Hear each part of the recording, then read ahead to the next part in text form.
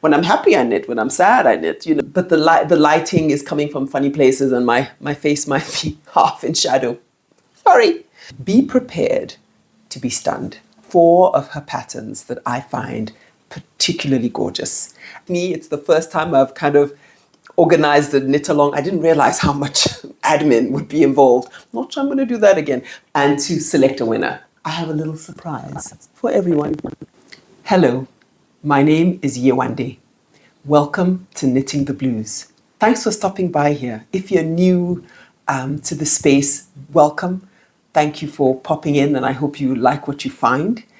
If you are a returning viewer or you're a regular viewer, then yeah, thank you so much just for the support and the warmth and the encouragement.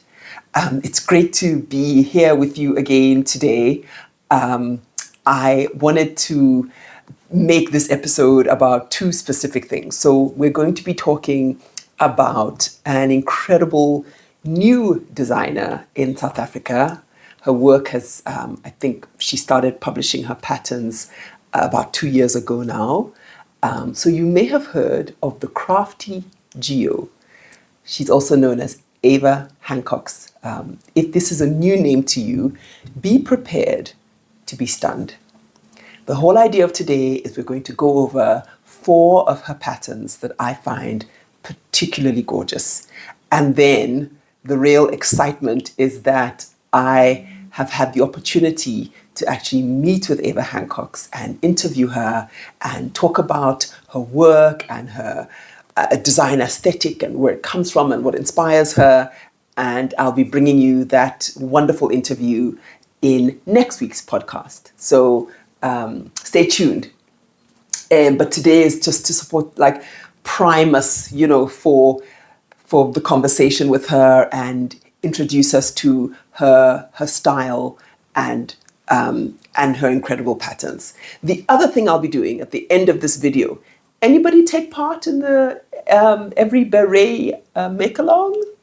If you happen to have taken part in the EveryBeret knit along, which we did in September, I have finally, apologies, thanks for your patience, finally, managed to find all the people that I think participated, and I might be wrong, and if I missed anybody, let me know gently by email. Please bear with me. It's the first time I've kind of organized the knit along. I didn't realize how much admin would be involved. Not sure I'm going to do that again. But I like, it's hard to keep track, and I may have not kept track, but I think I've got everybody that did the make along and ended in September, because that was the idea, that we would all end at the end of September. And we were all making berets. So I'll talk tiny bit about the knit along, but most importantly, at the end of this podcast, I will announce the winner. Now, I didn't select the winner, and it wasn't random. Maybe we should have made it random. I'm learning. But actually, I had the opportunity to invite Miensie of Knotty Habit Yarn to adjudicate over all the projects that were made in the make along and to select a winner. I have a sense that it was a very hard task. And Miensie did say to me, this is a very hard task. So maybe it's easier. I know a lot of podcasters, they just make it randomized, which is maybe fine, because I do believe we're all winners.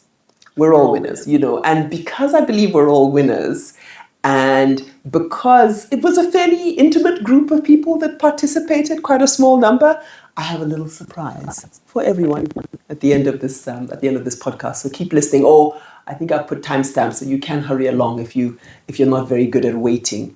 But before that exciting news, I want to talk about this incredible designer, Eva Hancox. And actually, I'm just going to jump straight into her patterns, because I think that's the best way to start to engage with her. When we do the interview, we had a wonderful conversation, and you'll get a sense of, where she's come from and how it all started. So I'm not going to go into any of that. I'm just going to jump right in and talk about the 4 patterns in her repertoire. And it's a small collection of patterns because she's just getting going. And I will say, she did tell me, it takes a long time for her to create her patterns. And I think when you see them, you will understand why. So let's jump right in. First pattern. This one is called Crinoidea Scarf. Look at that. I mean, the thing that strikes me about Eva Hancox's work is just it's incredibly detailed. It's incredibly delicate. And I talked to her about this pattern, and she was saying it's not regular. It's not the sort of pattern where it's like,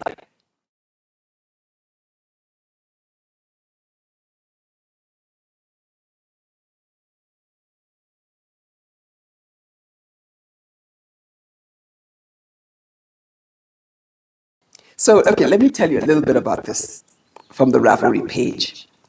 So, as I've said, it's the Crinoidea Scarf. It's knit, the sample is knit in Knotty Habit 4-ply, 100% merino yarn. And it's fingering weight. The gauge for this is 28 stitches and 28 rows in 10 centimeters, but the swatch has to be done in 2-color brioche. Now, Eva Hancox, brioche ninja, okay?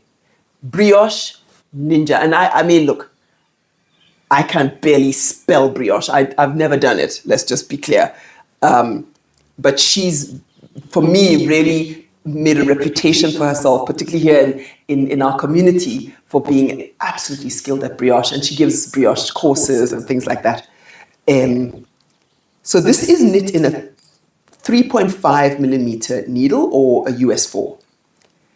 And she says you'd need about 550 to 650 meters of yarn for this. And the yard equivalent is 601 to 711 yards. It comes in one size and the pattern's written in English. So it is brioche. I want to read what she says about it here. The Crinoidea Scarf consists of a 2-color brioche pattern with increases and decreases that form flower structures reminiscent of sea lilies, which the other name for sea lilies, like I guess the scientific name, is the Crinoidea. Flower structures reminiscent of sea lilies on the light right side of the scarf, bending their stems with the current of the ocean, as shown on the dark wrong side of the scarf. Now, listen to that detail.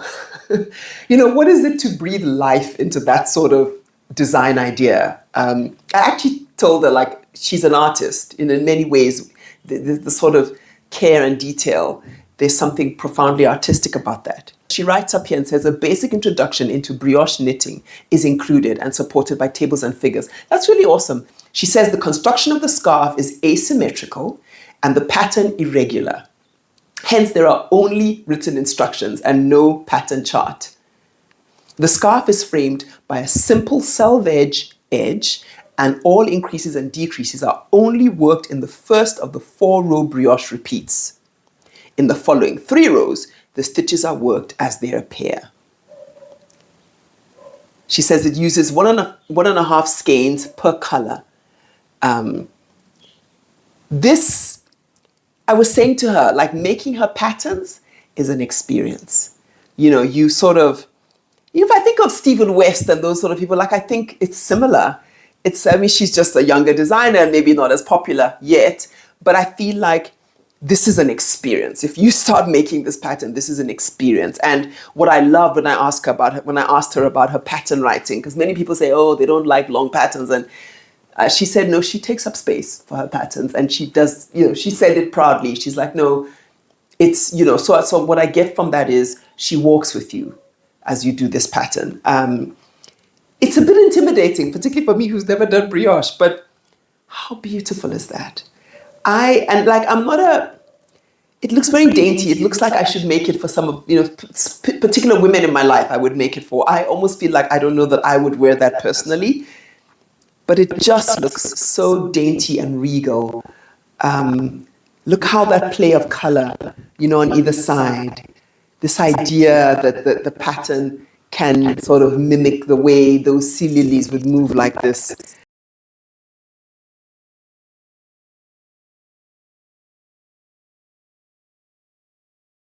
Have a look at that. Have a look at that sort of, it's like herringbone. It's like these rows of herringbone. It's obviously another kind of a brioche thing. And I love that image with the shell, because then you get a sense of what the inspiration was in that regard for her. So let's have a look at what she says about this one. This is also knit in Knotty Habit. So I see she and I share an obsession with Knotty Habit yarn. It's fingering again. The gauge this time is 22 stitches and 28 rows in 10 centimeters in 2-color brioche. So what I love is, like, I really like the idea. Maybe as a writer, I think of this because, like, sometimes you talk about the writer's voice, you know, and you sort of, sometimes you know a writer so well, like you read a paragraph and you're like, oh, that sounds like Toni Morrison, or whatever that sounds like, Nadine Godema, or whoever. And I feel, of course, I think that's signature, basically. And it feels like brioche is a real signature for the Crafty Geo. She knits this on a 3.5 millimeter needle, like the previous one. It uses up less yarn. This one is 190 to 210 meters, or 208 to 230 yards. Again, it's in one size and it comes in English. This one is knit in the round. And she says, oh, wow, it's a free pattern. I hadn't even picked up on that. Free pattern, y'all. Love a freebie. That's really generous. And let's see what she says about the pattern itself. The loop scarf, in addition, is a complementary 2-color brioche knitting pattern that was intended to use up the remaining yarn of the Crinoidea Scarf. Okay, I had to pick that up. That's kind of cute. So she made a pattern to use up that other half skein that you hadn't used. The light side is knitted using half a skein in aqua blue. So she's gone aqua blue and naval base. These are Knotty Habit colors. You may also use brand new yarn, of course, or a variety of little leftovers to mix and match.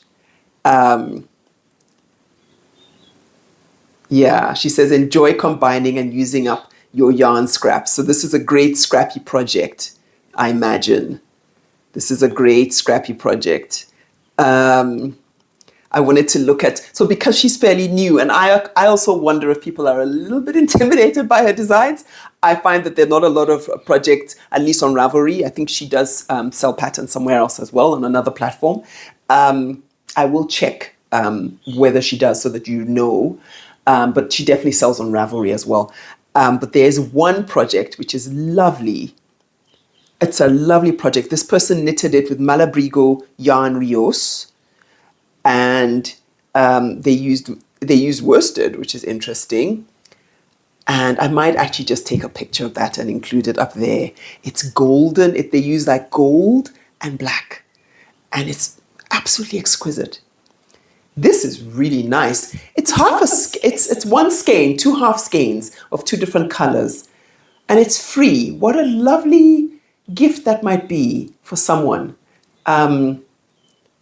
I love that. I hadn't noticed that it was free.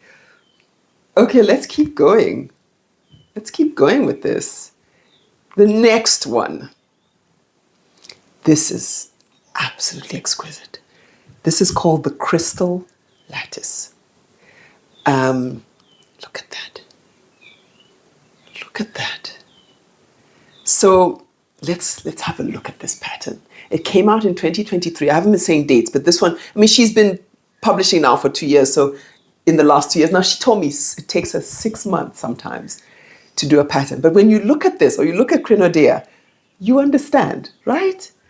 The Crystal Lattice shawl is worked from one corner up, starting with an I-cord edge, followed by a helix pattern that makes up the right edge. The majority of the shawl is then made of a crystal lattice lace pattern. And the left-hand edge is worked as a stretchy edge through the addition of a yarn over, which is dropped again in the next row. I just love, like, there's so much thought. There's so much detail that she's putting into this. You know, if you're picking up, like, I just get, like, look at that. Look at the attention to detail and what she's done. So she says this does contain charts for ease, in addition to written instructions for each segment. So that's nice, because whichever's your jam, you can go for that. And she says it has been tech edited. I just think that's beautiful. I think it'll take a while to make. I don't know. Well, lace intimidates me. So many things intimidate me. Stockinette queen, say it loud, say it proud. But Wow. I just see that and it takes my breath away. Okay, so that was the third pattern. The final pattern, and in a way we've saved, I don't want to say the best, they're all quite incredible, but I do find this thing, I don't know what else to call it, quite extraordinary. So look at this. This is called, now I call it the palm tree. And I hope that doesn't annoy Eva too much. When I'm like, how's the palm tree? This is the Lepidodendron. This is the Lepidodendron. Look at this thing. Look at this thing, guys. So the Lepidodendron is a fossil tree. I'm going to put a bit of information on it. The thing with Eva is you both get both a pattern and an education in the history of the planet and the earth, the crusts of the earth, and I don't know, the organisms that have lived on this planet. So the Lepidodendron is this fossil tree. And she's with the pattern, the main pattern. I love that it's quite irregular. It's got this side where it's just that kind of lattice, and then the main pattern is meant to look, that Lepidodendron, I keep saying palm tree, but it's like when the different shafts of leaves fall off that sort of massive trunk of the tree, there's like a scale that's left. And that pattern is that scale. This is in my queue. It's intimidating, but I've put it in my queue because I just thought, again, I would love to gift it. I would love to make that and make it as a gift for somebody. Because it looks like it's so special, to really get some beautiful yarn. What did she make this out of? Yeah, okay, she made it out of Knotty Habit 100% merino single lace. The shawl is a generously sized rectangle, 75 centimeters by 210 centimeters. So that's, this is a 2 meter long shawl. It is light and airy due to the combination of lace patterns and lace weight yarn. It has no edges as such, and a provisional cast on allows for the same look at each end. I love that detail. It's a 12-row pattern repeat. And she says it's easy to memorize and that it's a relaxing knit. Wow, wow, wow, wow, wow, wow. I hope you pop back in next week to actually hear Eva talk about her patterns, talk about her inspiration, talk about her journey to pattern writing. And I think it's interesting, we just spoke to Noma Ndlovu, who's like celebrated 11 years. And I love that. And I love all the time she spent and devoted to this business. And then it's so interesting to also go to the other side, to somebody who's just starting out and who's, also has such a distinctive kind of approach to her designs and her like inspiration. But she's right at the beginning of her journey. And either side of that conversation I find particularly inspiring. So yeah, I hope you find it interesting, and I hope you've enjoyed looking at these patterns. And I'll end it there for today in terms of Eva Hancox, and see you back here next week when you listen in on the interview we had. But now to the section of today that is about the make-along, the EveryBeret, #EveryBeret make-along. I was very new. I still feel quite new, but it was when I had just started the podcast and I kind of stumbled. I think even while I was podcasting, I was like, hey, let's do a knit along. It was just really spontaneous.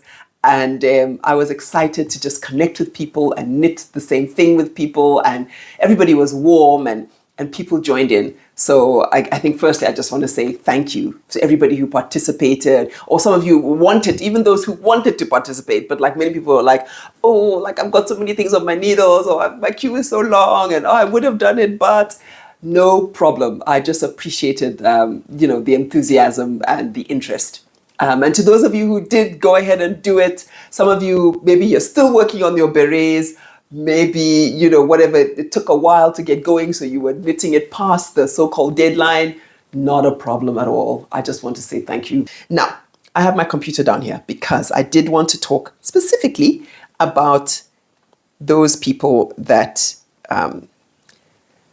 everybody that I think I know that knitted this pattern. I might not mention names because I think people might want some privacy. I don't know. I always err on the side of privacy because I want to show some of the patterns. I'll just sort of scroll through so you see some of the beauties that people made. Look at that. I mean, they're really, it's like this parade of berets. And so I think you know yourself. I want to honor your privacy and not necessarily mention names and all of that, but I think you know yourself, so I want to just say, maybe you recognize your beret in the picture as well. But again, I just want to say a very big thank you. It was wonderful just going through this with you. We started another make-along, much kind of chiller, like nothing too intense, because I found the admin a bit stressful of the hashtag EveryBeret. But with this, I started this, with my aunt, we had this idea to do a hashtag Make It Pink. We started it in October, which was the Breast Cancer Awareness Month. My mom died of breast cancer, and she died in February, on the 6th of February. So I had the idea like, well, what if I just keep knitting my Make It Pink project, which I talked about in last week's episode, if you want to check it out. But I'll just keep knitting that till February, or maybe I'll finish it before February. But I'm just saying this is a very generous make-along, many months. You can join in when you want. You can say hi if you want to. You can hashtag it on Instagram if you feel like. No pressure. But maybe just enjoy feeling part of a community of people, making it pink, and recognizing the ways in which we've been touched by that particular disease, but also how we have survived it, triumphed, learnt, and bringing awareness, both to the lives of those and the stories that have been impacted, but also awareness about the disease and how to take care of ourselves. Drum roll, couple of things. So Miensie did select a winner, and here's the winner. So she particularly loved this. It struck her somehow, and so I really was not involved. I compiled all the images I had of all the things. I put them in a like a sort of a Word doc, and I sent them to her. And I said, okay, good luck, I said, because I said, they're all fabulous, good luck. And I said, it's a little unfair. I wouldn't do that again. I wouldn't do an adjudicator. I felt bad. I felt bad for Miensie because I was like, rather you than me. But I had said, I'd announced, and let's just, it's fine. I know everybody's cool with that. But if I do one of these again, I will do just like a randomizer. I see that's what people do. So, but that's the lucky winner. And what do you win, you say? Well, I'll tell you, and I'll do one better than tell you. I will read out Miensie's very beautiful message. She says, you can tell the winner that they can pick up any 200-gram skeins on my website. I will mail it from here. So that's very kind of her, because I was going to do the mailing because I didn't want to put that on her, and I was happy to like foot the bill for the mailing, and she has quite sweetly taken that off my charge. So winner, you get to go onto Miensie Fun Sales website and pick 2 skeins of any 200-gram skeins. Lucky you, that's all I'm going to say. But I also had this feeling like, look at these. Yeah, these are beautiful makes. These are beautiful berets. There's something so, I don't know, what is it about the make-along? It's kind of quite moving, right? To see all these berets. I don't know, maybe it's just me. But I was just kind of like, oh. And so I have decided that everybody who knit a beret or crocheted a beret and finished it on time will get a prize from me. And the prize will be a pattern that I will gift everyone else, the Ripka pouch pattern, which is a pattern by Rat and Sea Witch. It's a beautiful pattern. It's basically like a little purse in a way. I guess some of them are large enough maybe for a cell phone. Some are just large enough for little doodads like your car keys or something. It's fingering. You could knit it with light fingering and lace. This is also an excellent stash buster. It's a good gift knit with Christmas around the corner. The gauge is 25 stitches and 28 rows in 10 centimeters of garter stitch. The needle size is 3 millimeters, which is the equivalent of US 2.5. And it looks like you also use a crochet hook. You use a 2.5 millimeter. Let's see what she says about the pattern. She says the rybka, and rybka means little fish in Polish. So the rybka is a knitted pouch that can hold a myriad of things. It's a very stylish bag. It's a very stylish bag charm for a lip gloss or a pepper spray for all the girl bosses out there, she says. This pattern gives specific instructions for an AirPods Pro case and a pencil case, but feel free to change the length to fit your requirements. The pouch is designed for leftover sock yarn and mohair. And the crochet hook is just for the assembly, not like in the actual body of the pattern. I love this. I love it. I think it's wonderful, and it's my gift to you. So, logistics. If you are someone who finished the beret in September, and you are subscribed to my channel, by the way, let's get that in there, then please send me an email. Just send me an email because, yeah, I tried to round everybody up. So, yeah, let me give you some stats. I didn't give you the stats of this. At the end of the day, it looks to me like about 14 people kind of participated. Not all 14 ended at the end of September, but there were sort of 14 people having a go at this. So, yay. Really yay to that. And if you finished, I'll put it in the description box the names of the people I have it finished within the deadline. And those are the people that I anticipate gifting the rybka pouch to. If I've missed anyone, then sweetly write to me and let's talk about it there on the email. My email address is down in the description box as well. But hey, a successfully launched and completed make-along. Thank you. Thank you again. Thank you again for joining. I hope you are happy with your prizes and well done to the winner. I hope you enjoy your Knotty Habit skeins. It's a beautiful gift and it's right on time for Christmas. Well, everybody, that's kind of all I had for today. I hope that you are well. I hope that you are making beautiful pieces that bring you kind of a tickle and are joyful or are meditative or are calming or just give you a moment to pause, maybe a moment to grapple with something. Sometimes if I'm a bit frustrated, I knit. When I'm happy, I knit. When I'm sad, I knit, you know. It's a very malleable piece of therapy. You know, it works with whatever you've got going on. So I just wish you good things, and I say thank you. Have an excellent weekend ahead, and see you back here hopefully next week. Take care. Ciao for now.